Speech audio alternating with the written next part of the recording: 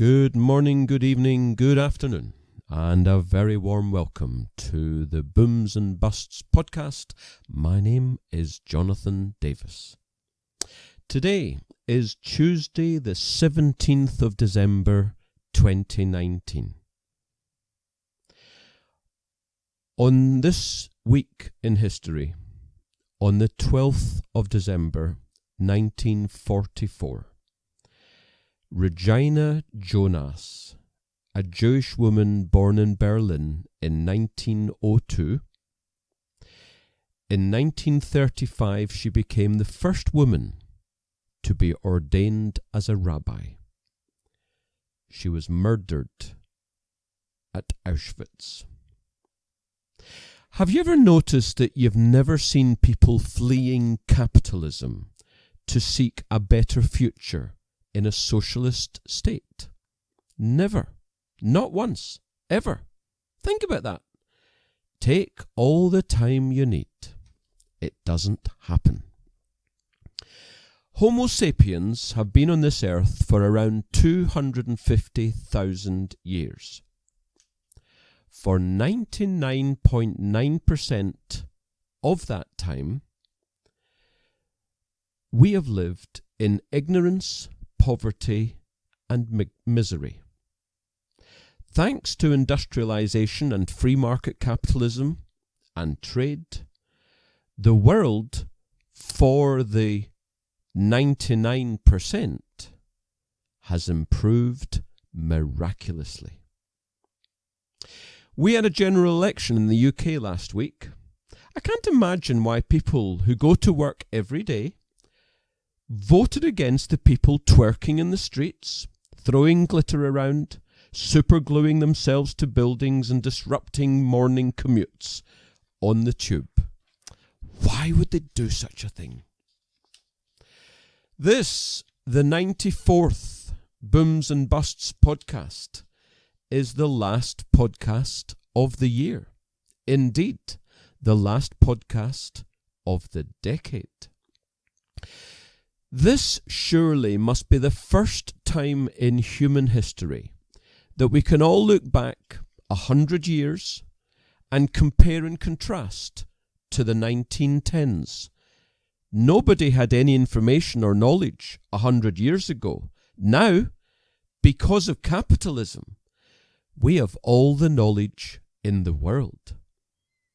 Nobody, and I mean nobody, expected World War I. It was a total cock-up and entirely unplanned. And from leaders and royalty cocking up, a whole generation found murder and abject misery. Unlike the banking collapse just over a decade ago, everyone who knew anything absolutely expected what happened. And when the tiny few like me said we were going to hell in a handcart, they, especially the media, laughed at us. Me. And in the 2010s, we've had 10 years of gentle economic recovery, though extremely disjointed. Growth in the US and China, the first and second economies on the planet, due to humongous money printing. Malaise in the EU and Japan due to socialist policies of employment laws, primarily, as it happens. Why do you think there's such high unemployment in Greece, Italy, Spain, France, etc.?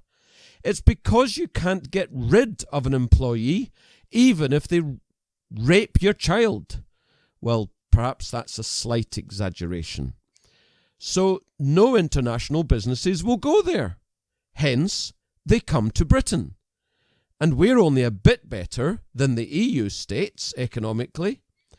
What growth there has been has gone to the top 1% or perhaps the top 10%. The next 30% are doing a bit better, but not nearly as much as they think. Their house prices have masked their economic realities. Their kids leave uni with tens of thousands of pounds of debts, and they can't get a proper job, so they can't develop their economic prospects, so they sit and wait for years and years for their parents to die to get the share of the house. The middle class's pensions are far too small to give them a comfortable retirement because they haven't saved enough into them, because why need they? Oh, we've got the house. Their house prices have peaked and they don't know it. But as interest rates rise, it'll start to dawn on them. Imagine the fear. You think the socialists can protest? Wait till the middle classes see their house prices fall. Then they'll have to pay £100,000 a year for elderly care in their late 80s. You know, him and her. And the kids believe they're getting the house. They are naive, sick jokes. The middle classes have been screwed left, right and centre, and they don't even know it. Or if they do, they don't admit it to themselves. Then you have the bottom 60%, or as I call them, hamsters. On a wheel, in a cage, running fast to get absolutely nowhere. And why are 90% screwed?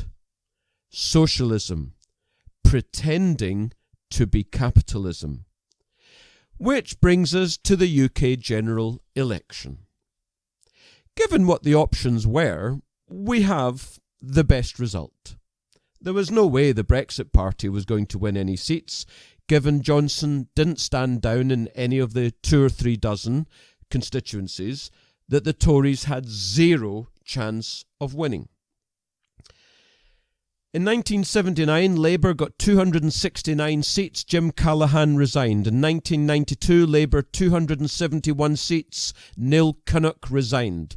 2010, Labour 258 seats. Gordon Brown resigned. 2015, Labour 232 seats. Ed Miliband resigned. 2019, Labour 203 seats. Let's not be hasty. The young voted socialist. The young have never paid taxes or, had any life difficulties. The older and wiser voted Brexit, though we have yet to see whether or not it's actually going to be Brexit. I'll come back to that. Anti-Semites lost their seats and many their deposits. George Galloway, Chris Williamson. This new parliament will be strongly enhanced by the absence of Jo Swinson, although she's unfortunately going to go into the House of Lords, Anna Soubry, David Gauck, Dominic Grieve, Chris Williamson, as I said, Chuka Amuna, John Bercow, Philip Hammond, Heidi Allen, Liz McInnes, Keith Vaz, Amber Rudd, Laura Pidcock. Apparently, Boris Johnson, they say, will pass an anti-BDS law. BDS claims to be pro-Palestinian, which it is not. It is anti-Palestinian, and it harms Palestinian Arabs much more than it harms Israelis. The Norwegian Parliament, incidentally, called on the Palestinian Authority on Thursday last week to remove violent, racist and anti-Semitic materials from its school curriculum, or else face a drop or cessation in funding. Go Norway. Do you think any of this stuff would be happening if it weren't for the great Donald Trump? So, Johnson has such a majority that he can practically do whatever he wants. And that is the question. What does he want? He's a Blairite, a socialist economically, and somewhat a libertarian on cultural and way of life issues. But what actually is he regards British independence? So he's putting a final date of the end of next year on EU negotiations. Why not leave now? Clean break. Why not? His party, therefore, Parliament, would support and allow. So why not leave clean break now? You see why I'm highly sceptical? At the start of this new Parliament, he has all the honeymoon power, yet he's not exerting it. Everyone knows the longer a PM is in office, the weaker they become, unless something like the Falklands happens. And because Johnson's a socialist, a one-nation Tory, a Heathite, I remain of the view that the people are so naive, they've allowed themselves to be conned yet again. They believe he will Brexit, but we know his deal is a Remain treaty. Johnson, that's funny. Johnson is anything but a Thatcherite. I'll tell you, if he had been, the Tories would have a 100-seat majority now and be unassailable. Yes, Dominic Cummings, but have you seen he's being put in charge of sorting out the civil service? A most important role, no doubt. But isn't British independence far more urgent and more permanent? We wait to see how it all transpires. We saw global inflation post the 2008 crash with massive money printing and banker bailouts. Then global deflation from 2011 to 2016, and the global economy went into malaise. Then, for nearly the last 4 years, rising inflation again, since early 16. Oil has doubled from $30 to $60 a barrel. Listen to me, it's heading to triple digits again within a couple or a few years. Global inflation. Energy stocks are going to the moon. Interest rates will rise, probably for a decade or two. Fixed interest bonds will fall for years. Commodities will soar for years. Emerging markets will soar for years and will outperform developed markets. And yet you'll continue to invest as you've always done. Suckers. The world is not what it has been. And I've been telling you this, but you have changed nothing in how you are investing. Don't leave it to those who have never, and I mean never, experienced years and years of rising inflation and rising interest rates. A couple of years is not what I'm talking about. I'm talking about years and years and years. And by the way, whatever they make you feel, they don't work for you. They really don't. They work for themselves. Hello? For their jobs, for their bonuses, for their promotions. They pretend to care for you. If they did, you would have 20% plus in gold assets. Instead, you have less than 5% in your portfolios or even nothing at all. And I'm not talking about the gold coins that you have in the wardrobe. Everywhere I look, there is another bear telling us to sell stocks. There's going to be a recession and a crash. 2008 is just about to happen. They've been saying it for several years, every year. I don't mind admitting I was bearish through the deflation period. Then I turned less bearish in early 16, then bullish by late 16, now uber bullish on stocks and commodities. I'm quite bullish on economic growth globally, on inflation, and on interest rates. I'm bearish fixed interest bonds, and I'm bearish longer term on property. Do what you will, but don't say you weren't warned. If you don't get my free Booms and Busts report, just go on to jonathandaviswm.com and subscribe. You'll never be junk mailed. What has been good about the decade? Few things I thought of. Extreme poverty has more than halved, from 18% to 8.5%. The number of poor has reduced by 158,000 every single day of the decade. Wow. Life expectancy has increased globally from 69 to 72. So every day in this past decade, the average lifespan has increased by nearly 8 hours every single day. Wow. Despite setbacks and strongman nostalgia, the share who live in an unfree country has declined from 34% to 26% in the last decade, and it was 42% in 1980. And the source of all that is Johan Norberg, Progress, Reasons to Look Forward to Our Future. Things that didn't exist on Christmas Day in 2009. iPad, Instagram, Snapchat, Pinterest, Messenger, Apple Maps, Uber Eats, Google Drive, TikTok, whatever that is, Twitch, the same, Lyft, Nest, Ring, Slack, Siri, Alexa, Tinder, Tesla Model S, Apple Watch, Candy Crush, GoFundMe.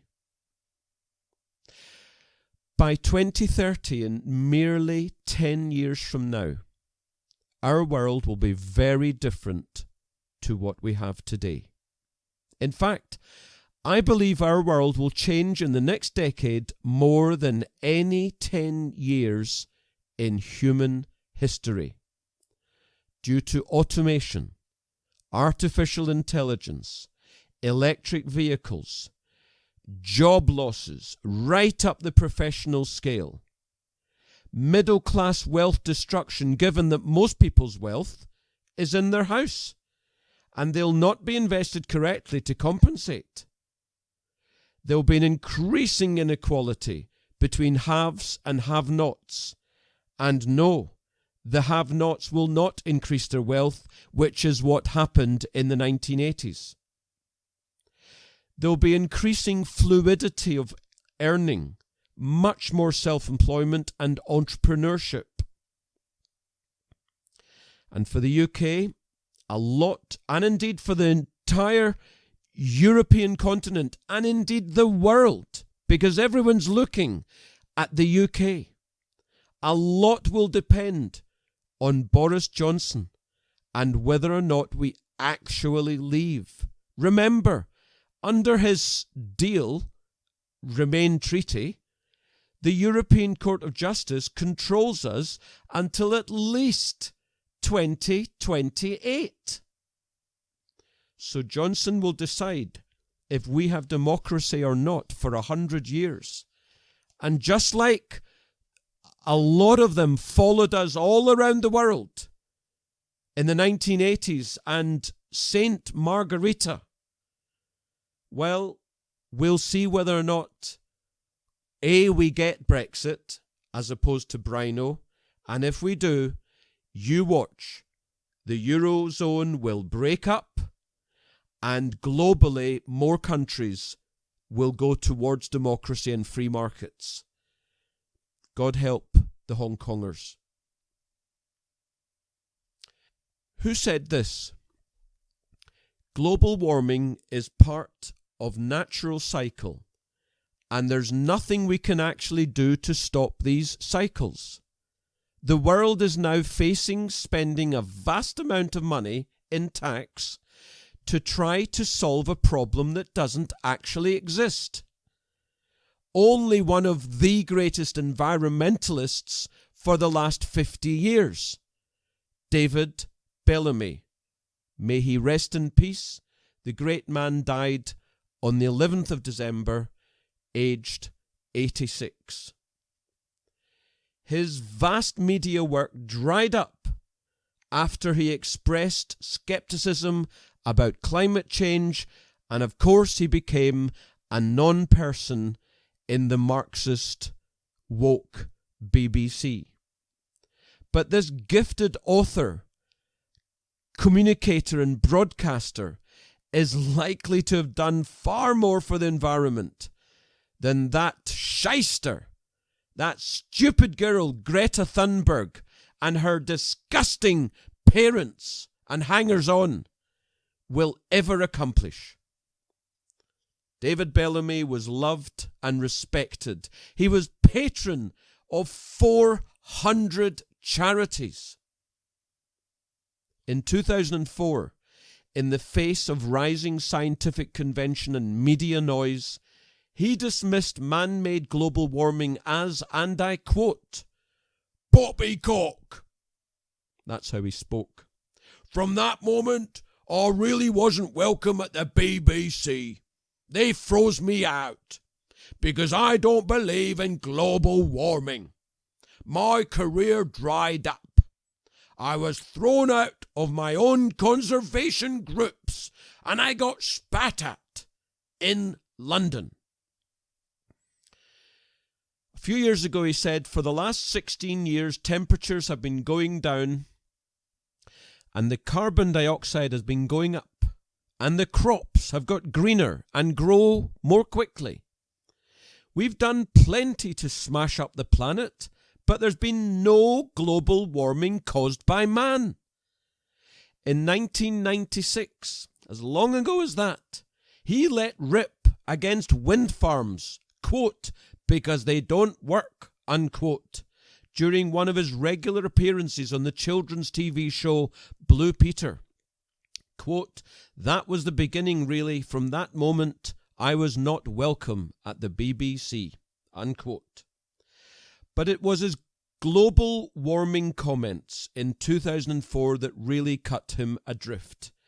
The killer blow came when he was dropped by the Royal Society of Wildlife Trusts, of which he was president. He said, I worked with the wildlife trusts for 52 years, and when they dropped me, they didn't even tell me. They didn't have the guts. I read about it in the newspapers. Can you believe it? Now they don't want to be anywhere near me. David Attenborough used to be one of us on wind farms, but then he changed his mind. When I was at the BBC, I could do whatever I wanted. In those days, you could say what you liked. You can't now. The world's gone bonkers. What about this latest thing? That poor lady who went to court because she wanted to wear a cross. It's madness. UK carbon emissions have dropped to the lowest level since the 19th century. Emissions of the major greenhouse gases fell almost 6% year on year in 2016, after the use of coal for electricity more than halved to record lows, according to Carbon Brief, which reports on climate science and energy policy. Also, since 1970, the US has slashed its emissions of 5 air pollutants by almost 2/3. Over the same period, the population grew by more than 40%, and those people drove twice as many miles and became 2.5 times richer. Metric tons of carbon dioxide emitted annually. China, 10,000 million. India, 5,400 million. United States, 2,200 million. Germany, 800 million. The UK, 390 million. And isn't it the Germans who are meant to be the greenies? Wake up and smell the roses, listener. CO2 is not a pollutant. It is a plant food.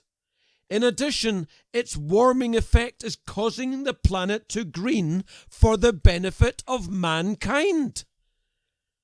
Vegetation is increasing in up to 50% of planet Earth and only decreasing in 4%. Patrick Moore, one of the founders of Greenpeace, although he left it when it basically became an Extinction Rebellion nonsense and a money-making machine. By the way, on Twitter he is at EcoSenseNow. He gives us the key points in CO2. 1, it is the basis of all carbon in all life and was declining to dangerous levels before we began to burn fossil fuels. 2, it is causing rapid greening of the earth as it is restored to levels that do not stunt plants so severely. 3, no, zero, zilch, nada proof that it causes global warming. Global warming, listener, began 20,000 years ago. Scientists confirm it is not caused by humans, but they say that the continuation of the global warming in the last 100 years is caused by humans. And the global warming religion cannot be questioned. Predictions. All we ever get are wild guesses that never materialize. The sea has been rising 8 inches a century since the end of the Little Ice Age 300 years ago. It shows zero sign of acceleration, and yet they blather on it's rising because of us.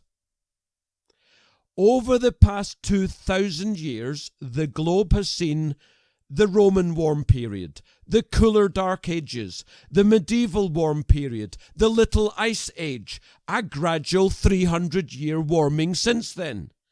Don't believe the hysteria. The climate is changing. It always has. It always will. As I've said previously, we might be entering a decade or 3 of cooling, the solar minimum. It wouldn't surprise me in the slightest. Greta Thunberg is Time Magazine's Person of the Year 2019. Let me just tell you a few other Time Magazine's Persons of the Year. 1938, Hitler. 1939, Stalin. And he got it again in 1942. 1979, Ayatollah Khomeini. I'll tell you who should have become the Person of the Year. A young man by the name of Fionn Ferreira, who's invented a method to remove microplastics from the ocean, for which he won a $50,000 Google Science Fair prize. His readings lead him to conclude that his extraction method would remove 85 to 92% of microplastics in the samples that he looked at. Do you think the environmental community have even ever heard of this young man? If you wish to communicate with me, email me at jd@theboomsandbustsshow.com. If you're not following me on Twitter, please do so at boomsbusts. And if you're not regularly receiving the podcast and you want to, then I would say the easiest way is just go on to audioboom.com, click listen, search for Booms and that will be sufficient. Go on to it and subscribe, and then it will be sent to you every time I publish. So Christine Lagarde, who was the head of the IMF, is now the president of the European Central Bank. She says, no big surprise, that her first priority is getting more inflation for the Eurozone. Isn't it great? All these people on mega salaries, often tax-free, with massive index-linked pensions, they want us to pay more for stuff. That is what you're up against, listener. The Federal Reserve Chairman, Jerome Powell, has said that we need to see much higher inflation before the Fed would even consider raising interest rates. Also, the Fed has said that it needs to review the 2% inflation target. The banks of England, Japan, and China all want us to have higher inflation. I've been saying it for months that we are going to have next year a global effort from the central banks and the politicians to have us all brainwashed into accepting a higher target for inflation. You watch. It's very interesting that since the US economic expansion began, there have been 85 Federal Open Market Committee meetings, which is the group of people that come together to decide on interest rates. For 73 meetings, the market has priced in no rate change. And there has been no change. For 9 meetings, the market priced in a 0.25% rise. And in 9 meetings, the Fed raised by 0.25%. For 3 meetings, all in 2019, the market priced in a 0.25% cut, and the Fed cut a 0.25%. In other words, the market has known 85 times out of 85 what the Fed was going to do. Don't tell me there isn't any insider trading. Interest rates, long-term rates, are rising and are likely to be rising for many, many years. I cannot say that yet, that it's confirmed, but there are lots of evidence. There's a great weight of evidence to suggest that this is indeed what's going to happen. If interest rates are rising, then clearly the market's looking at higher and higher inflation for many years. The UK stock market is rising strongly, and it's nothing to do with Johnson or the election. It's the global economy and global stock markets. The pound is rising strongly, and it's nothing to do with Johnson or the general election. It's the expectation that we're going to have inflation and higher interest rates in the medium term. That's why the pound is rising. Highlights: one of the strongest markets in the world in 2019 has been the Greek stock market. I've been pushing Greece for a few years now. The Greek stock market is up around 100% over the last 4 years. As far as I'm concerned, it's only just starting. Gold.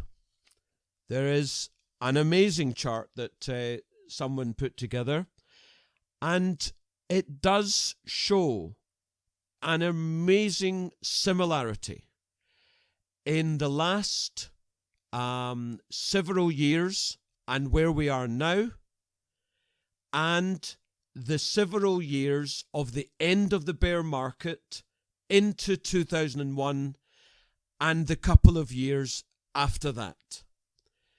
And let me remind you that from 2001 to 2011, gold went up 500 or 600%, and gold miners went up between 1,000 and 1,500%.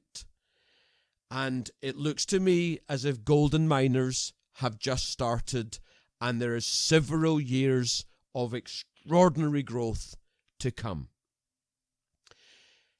Emerging markets over the next decade, 5 to 10 years, it seems to me, with rising global GDP, rising global inflation, emerging markets are going to be the strongest stocks sector in global equities, followed by developed markets outside of the US, and then finally the US.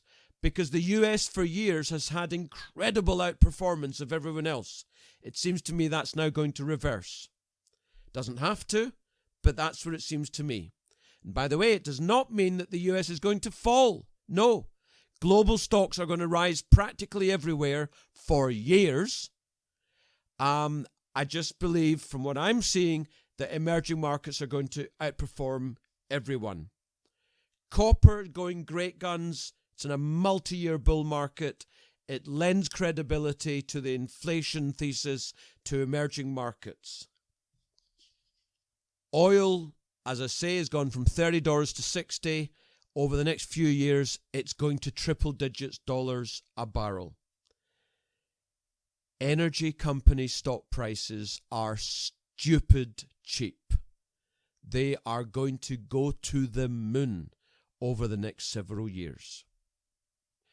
It looks as if this podcast, number 94, is going to be a relatively short one. I've got some quotes of the week, as it were, to finish off this podcast, this year, and this decade. The greatest enemy of the left is reality. Roger Scruton. You can avoid reality, but you cannot avoid the consequences of avoiding reality. Ayn Rand. Fascism, Nazism, communism, and socialism. It sounds like Rudolph the Red-Nosed Reindeer. They are only superficial variations of the same monstrous theme, collectivism. Also, Ayn Rand. Underlying most arguments against the free market is a lack of belief in freedom itself. Milton Friedman. And I'm forever tweeting one of Margaret's most fantastic statements. There is no liberty without economic liberty. And I'm forever arguing with so-called free marketers who aren't at all, but they believe they are. First of all, they are Blairites, like Boris Johnson. And secondly, they don't mind free speech so long as you don't bring in Tommy Robinson, Katie Hopkins, For Britain, Anne-Marie Waters, and so on. In other words, if you truly seek liberty, you have to have two things: free markets and free speech. You cannot be a little bit pregnant.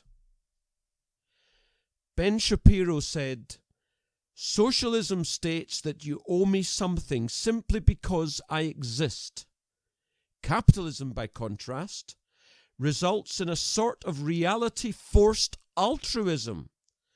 I may not want to help you, I may dislike you, but if I don't give you a product or service you want, I will starve." The great Thomas Sowell. When slavery is mentioned, too many people automatically think of whites enslaving blacks. That is not even 1/10 of the story of slavery, which existed on every inhabited continent. The very word slave derives from the word for some white people who were enslaved on a mass scale, the Slavs. For more centuries than blacks were enslaved in the Western Hemisphere. You know, Donald J. Trump, as I am often tweeting, is, as far as I can tell, the most peace-loving President of the United States since President Eisenhower. This is what Eisenhower said in 1961. In the councils of government, we must guard against the acquisition of unwarranted influence, whether sought or unsought, by the military-industrial complex. The potential for the disastrous rise of misplaced power exists and will persist. We must never let the weight of this combination endanger our liberties or democratic processes. We should take nothing for granted. President Eisenhower, who led the Allied forces in the Second World War. I have a public service announcement. Please be offensive. Whenever you make an offensive comment, you are creating jobs in the outrage economy and helping to distract an entire generation from the realities of adulthood. Thank you. And finally, I want to tell you that each year ancient Greeks had the option to pick a politician to exile for 10 years. They'd cast their vote with pieces of pottery called ostraka. It's where we get the word ostracize from. What a wonderful idea. And on that note, listener, thank you for listening through 2019. The Booms and Busts podcast is slowly increasing its numbers of listeners. I happen to believe that 100,000 people ought to be listening to this podcast. If you know someone who should perhaps be listening, send it to them. Just give them the link, see if they're interested, and of course in the podcast it says how they can get it for themselves in the future. I wish you and yours a very Merry Christmas, a wonderful festive season, and a Happy New Year. See you in the next decade, in the 2020s. Bye!